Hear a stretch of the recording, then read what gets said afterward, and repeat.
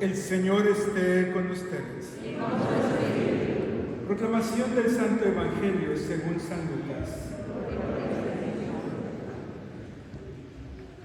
En aquel tiempo Jesús propuso a sus discípulos este ejemplo. ¿Puede acaso un ciego guiar a otro ciego?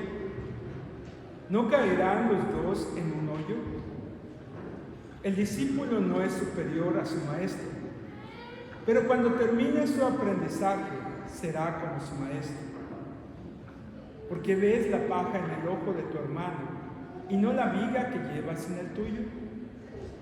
¿Cómo te atreves a decirle a tu hermano, déjame quitarte la paja que llevas en el ojo, si no adviertes la viga que llevas en el tuyo? Hipócrita, saca primero la viga que llevas en tu ojo y entonces podrás ver, para sacar la paja del ojo de tu hermano.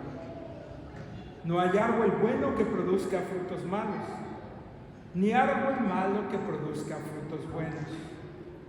Cada árbol se conoce por sus frutos. No se recogen higos de las zarzas, ni se cortan uvas de los espinos. El hombre bueno dice cosas buenas, porque el bien está en su corazón. Y el hombre malo dice cosas malas, porque el mal está en su corazón. Pues la boca habla de lo que está lleno el corazón. Mis hermanos y hermanas, esta es palabra del Señor.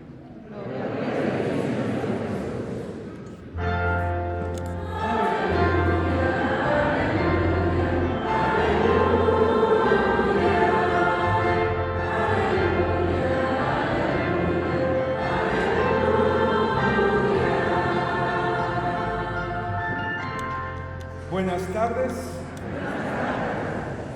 Estamos celebrando este domingo 8 del tiempo ordinario. Y el día de hoy nos encontramos con esta liturgia que nos invita a reconocer un poco el cómo nosotros estamos llevando nuestra vida y cómo nosotros estamos yendo para un lado o para otro, dando frutos buenos o frutos malos, dando frutos de esperanza y de paz, o dando frutos de desesperanza y de odio. Y que en muchas ocasiones nosotros no nos damos cuenta de lo que hacemos y de cómo seguimos o dónde seguimos. Y es importante el aprender a cambiar. Jesús nos invita en muchos momentos a encontrarnos con la conversión, a encontrarnos con el cambio, a encontrarnos con la gracia, a encontrarnos con la paz. Pero todo esto solamente puede haber un cambio si tú permites que el cambio esté en tu corazón, si tú permites que Dios entre en tu corazón y si tú permites que las cosas realmente cambien desde dentro de tu vida. La mayoría de nosotros como seres humanos acostumbramos a echarle la culpa a los otros.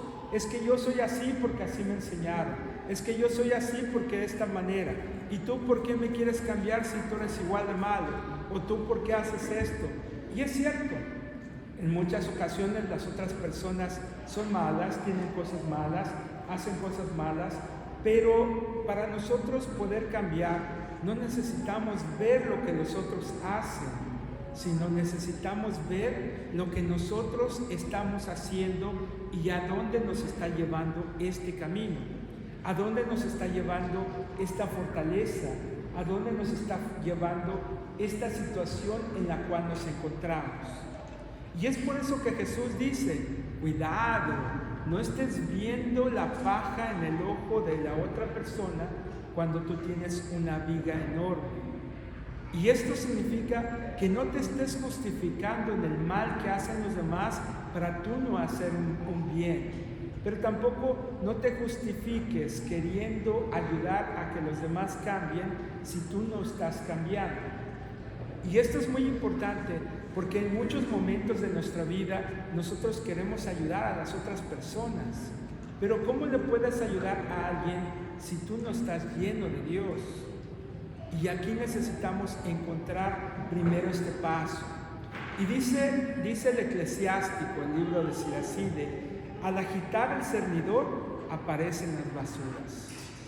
Aquellas personas que no saben, que no entienden esto, es cuando de repente nosotros, hay dos maneras. Cuando vamos a hacer un pan, un pastel, y entonces ponemos la harina en el colador, en el cernidor, y le pegamos, y entonces dentro de la harina blanca, bonita, aparecen basuritas y aparecen de repente cascaritas de trigo todavía ahí sin moler, y ahí se quedan. Lo mismo pasa en el cemento.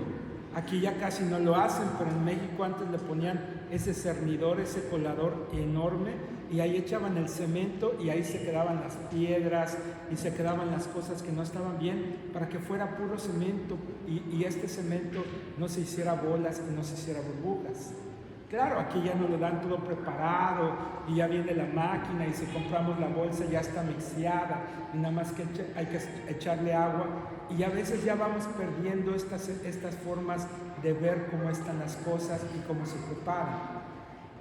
Pero en el libro del Eclesiástico nos dice esto porque en muchos momentos, cuando nosotros estamos intentando revisar nuestra vida y estamos golpeando ese cernidor, es donde aparecen las cositas que no están bien.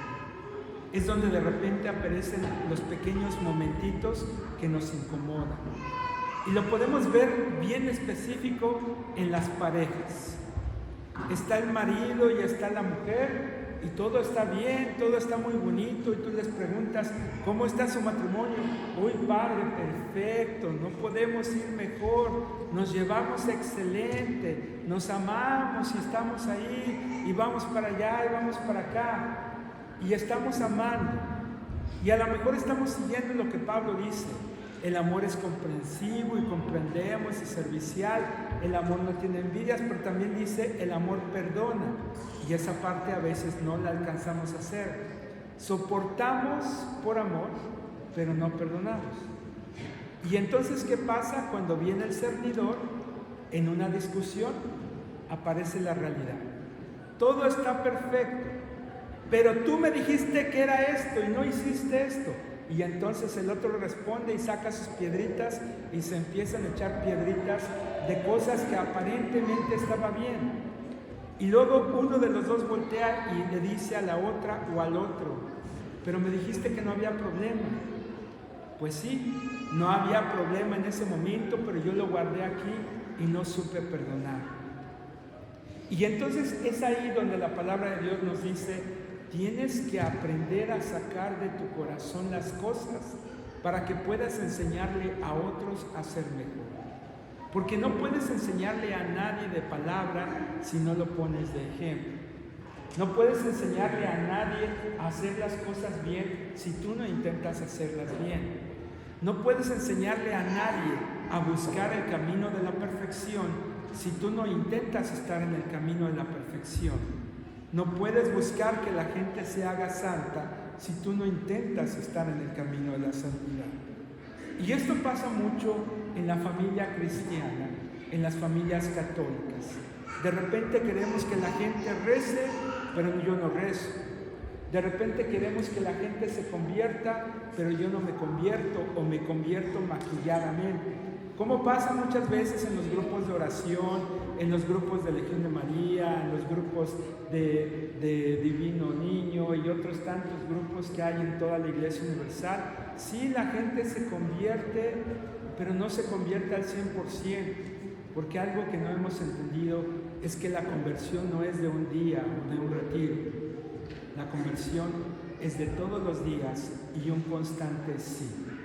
Sí, Señor, hoy quiero cambiar. Sí, Señor, hoy quiero mejorar. Sí, Señor, hoy me recordé que hice tonterías y perdono y pido perdón y sigo adelante.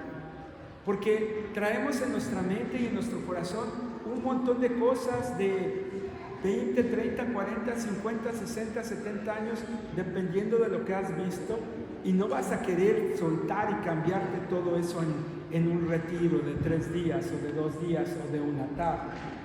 El Señor hace lo fuerte, quita lo más fuerte y quita las ramas grandes, pero si no tienes cuidado, lo que quedó en el suelo vuelve a brotar mal. Y es ahí donde tú tienes que aprender a cambiar todos los días y a convertirte todos los días y a decirle al Señor sí todos los días. Porque entonces ahí está donde realmente se muestra lo que tú eres. Dice, el fruto muestra cómo ha sido cultivado el árbol. La palabra muestra la mentalidad del hombre. Nunca alabes a nadie antes de que hable, porque es la prueba del hombre. Y entonces de repente nosotros nos fijamos en la parte exterior, nos fijamos en la parte política, nos fijamos en la parte económica, pero no nos fijamos en el espíritu de la gente.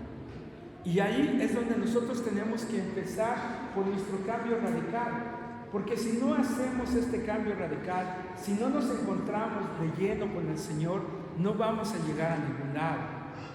El poder encontrar este cambio radical es realmente dar la conversión en plenitud, en donde entra la obediencia hacia el Señor, en donde entra realmente la corresponsabilidad de lo que estás haciendo con el Señor, en donde entra el encontrarme en plenitud con Él y hacer las cosas correctas, que no siempre son las que yo pienso que debo de hacer, sino las que tengo que hacer. Y ahí es donde nos cuesta trabajo. ¿Por qué nos cuesta trabajo? Porque somos seres humanos y porque nos metemos en el pecado y nos metemos en tonterías y porque también el mundo nos disfraza de muchas cosas y nos va disfrazando el mal de una manera tan simple y tan sencilla. Y lo podemos ver hoy en la segunda lectura. Dice, la muerte ha sido aniquilada por la victoria. ¿Dónde está, muerte, tu victoria? ¿Dónde está, muerte, tu aguijón? El aguijón de la muerte es el pecado. Y la fuerza del pecado es la ley. Y entonces de repente nosotros podemos ver cómo metido en medio de todo nos van metiendo el mal sin darnos cuenta. Y si no lo podemos ver, hoy en día, ¿qué es lo que está de moda? Esa bendita santa muerte, que ni es santa y que sí es muerte. Y que la misma palabra de Dios dice, Dios vino a aniquilar. Y sin embargo la gente lo va adoptando porque se lo van maquillando. Una vez escuché una de las excusas más interesantes y la señora decía, es que padre, a mí me dijeron que son las huesos de la Virgen de Guadalupe. Y yo, por favor, de repente sí son huesos, pero no son huesos del bien. Y entonces nos empezamos a meter con el mal sin darnos cuenta y empezamos a adquirir ciertas cosas. Y de repente dicen, pero es que sí hace milagros. Claro que hace milagros. El mal también hace milagros. El mal también concede cosas buenas. Pero el precio es lo que no nos dicen. Y el precio es muy caro. Jesús te dice y te ofrece todo de una forma gratuita y la consecuencia va a ser la salvación, pero la muerte va a ser la perdición y la vida mala. Y nosotros podemos ver quiénes se acercan a estos ritos y puedes encontrar gente no muy buena y otros tontos que eran buenos y se volvieron medio malos y empiezan a buscar más y a justificarse en estas situaciones. Pero nosotros tenemos que entender dónde está realmente Dios. Otro ejemplo que les puedo poner es lo que ahora la novela esa que sacó la televisión aquí americana del señor Malverde, el santo de los pobres. Pero ¿quién sigue a este supuesto santo? ¿Y cómo es que este supuesto santo hace cosas? Y de repente podemos seguir poniendo más ejemplos y la gente los ve y dice, ay, es que sí, que no sé qué, pero caray, si tú le tienes que poner un cigarro a un supuesto santo, por favor piensa que no es una cosa de Dios. Si tú le tienes que poner moneditas a los pies del santito, no es de Dios. Si tú tienes que combinar amuletos con las supuestas cosas de Dios, no es de Dios. Y entonces el mal se disfraza en medio del bien y nos va involucrando poco a poco y nos vamos metiendo y empezamos con el por si acaso. Por si acaso lo hago y por si acaso esto, y a lo mejor sí te cumplen, pero te van agarrando y te van jalando y te van jalando y después de algunos meses, algunos años, uno dice, pero ¿por qué me está yendo tan mal? Pues simple, te están cobrando lo que hiciste. Y entonces de repente tenemos que darnos cuenta que esa no es la promesa de Dios. Y que la promesa de Dios está precisamente en el ejemplo que yo estoy dando todos los días. Y dice Jesús en el Evangelio algo bien importante. ¿Puede acaso un ciego guiar a otro ciego? Podemos de repente nosotros decirle a la gente: haz que las cosas sean buenas si tú no estás haciendo en plenitud tus cosas buenas. ¿Cómo podemos dar un ejemplo o un testimonio para un matrimonio que está en problemas si el mío está para el carajo? ¿Cómo de repente yo puedo ayudar a alguien a salir de la depresión si yo estoy metido en ella? ¿Cómo de repente le puedo dar un testimonio a alguien de vida cuando mi vida no está correcta? Y esto se los he dicho en otras ocasiones. De repente vamos y buscamos ayuda. La señora está con problemas y está con situación porque el marido hizo tonterías, o porque piensa que ya no la quieren, o porque ya están perdiendo el amor. ¿Y qué es lo que hace? Va con las otras dos señoras, con las otras dos amigas, pero resulta que una es divorciada y la otra está amargada por la vida. Yo les pregunto, ¿qué consejos les van a dar? ¿Le van a decir: vamos, soluciona tu matrimonio, busca el amor? No, porque las dos están quebradas. Entonces lo único que pueden hacer estas dos mujeres para poder dar un buen testimonio de vida es solucionar su propia vida. Y entonces la amargura no estaría ahí y la otra persona no estaría sufriendo con su propio matrimonio, y yo podría entonces decir: el testimonio que le van a dar para buscar solucionar su matrimonio está ahí. Pero ¿en quién estamos confiando? Lo mismo pasa con los amigos. De repente los señores están ahí: es que ya no aguanto a la señora, es que yo no sé qué tiene, es que últimamente está más gritona, es que ya tiene problemas, es que no sé qué. ¿Y qué es lo primero que vamos y buscamos? A los amigos. Y no solamente los amigos solos, sino que después de 3 cervezas el amigo consciente ya está hablando tonterías, y en el lugar de decirte: mira, busca las cosas, mira, haz esto, ya déjala, total, viejas hay muchas en el mundo. ¿Y qué pasa entonces? ¿Estamos dando un testimonio? No, porque estamos buscando en el lugar incorrecto y porque no estamos dando esta situación de vida. Pero esta situación de vida tiene que empezar con nosotros mismos. Yo no puedo confiar en mí y en mi fe si yo no tengo mi fe colocada en Dios. Yo no puedo decir que soy un católico pleno si yo no confío en el Papa.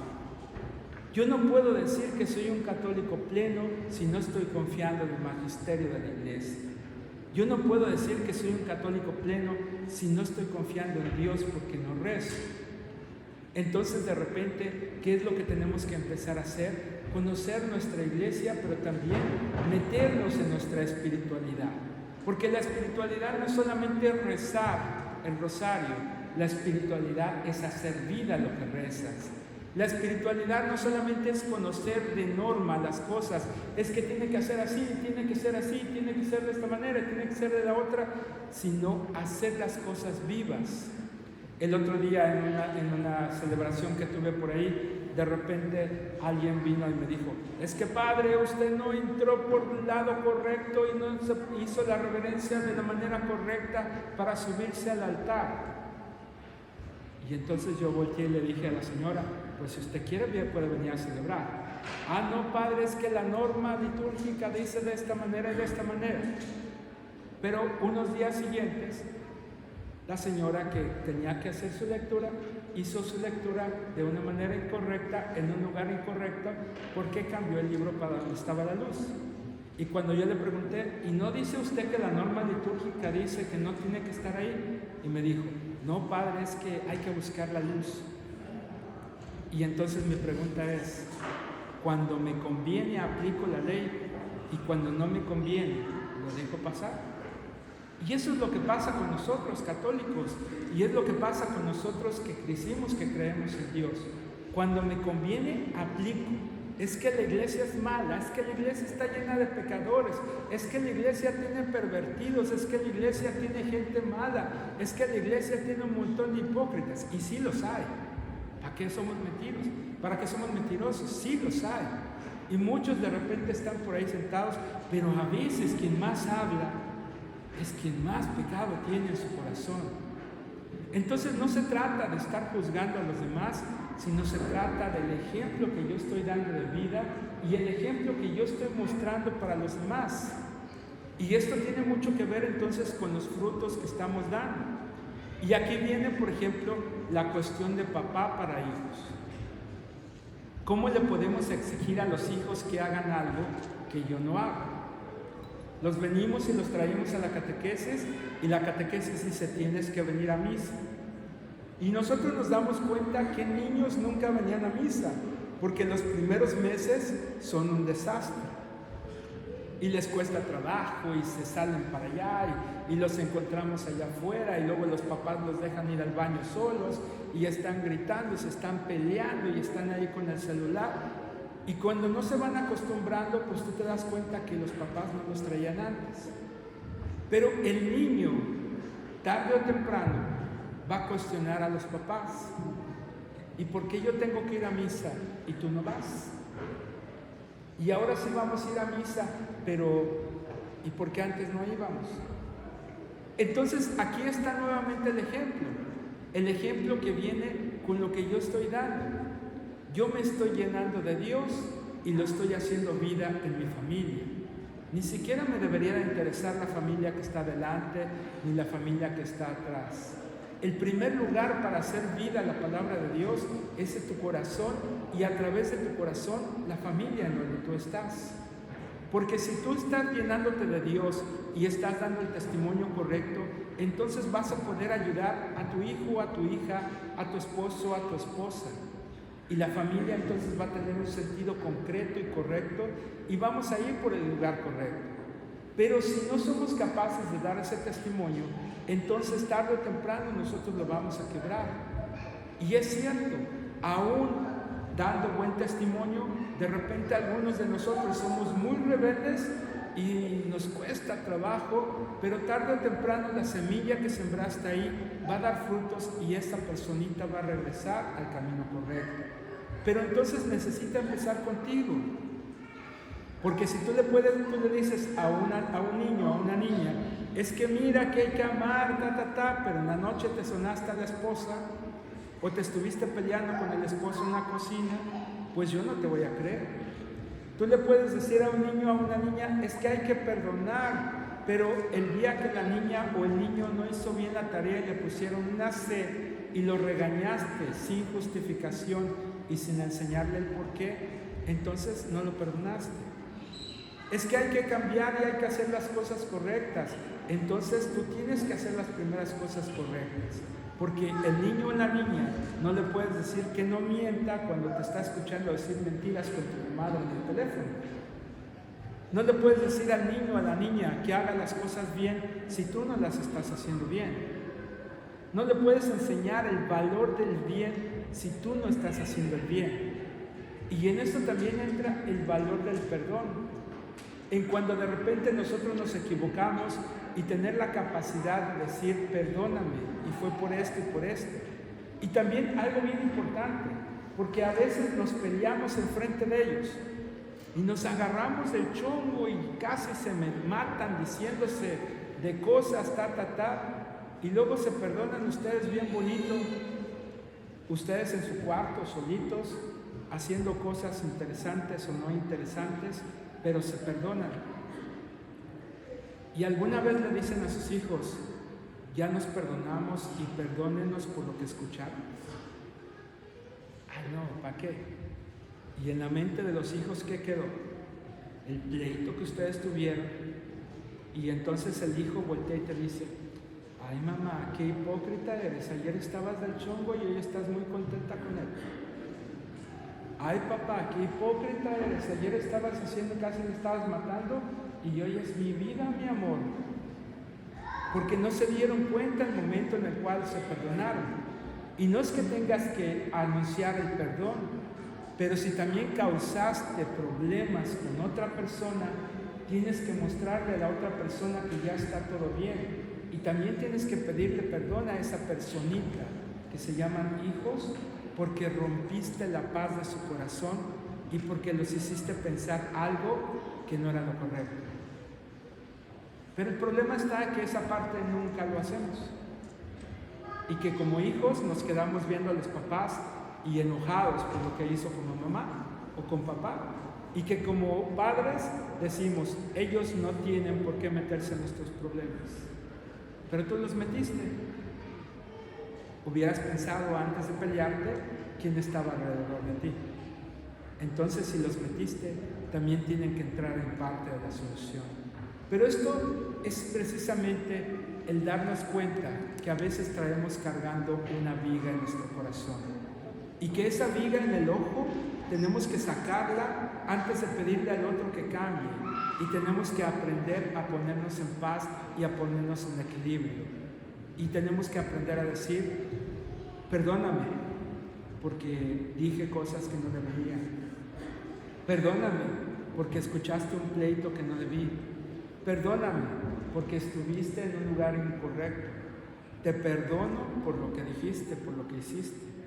Te perdono por estas cosas. Y sí, nos cuesta trabajo en muchos momentos como seres humanos, pero tenemos que empezar a hacer las cosas bien. Y también tenemos que empezar a reconocer que nos equivocamos. Porque muchas veces sí haces enojar a la persona y tú tienes que pedir perdón porque dijiste cosas, pero la otra persona no reconoce su error. Si tú no aprendes a reconocer el error, nunca vas a cambiar. Si la otra persona te pide perdón y tú perdonas, la otra persona ya ganó. Pero si tú no reconoces tu parte, nunca vas a ganar. Por eso es tan importante aprender a sacar de nuestro ojo la viga antes de pedir al otro que cambie. No te justifiques en el mal de los demás para hacer tú también el mal, o también para no hacer el bien.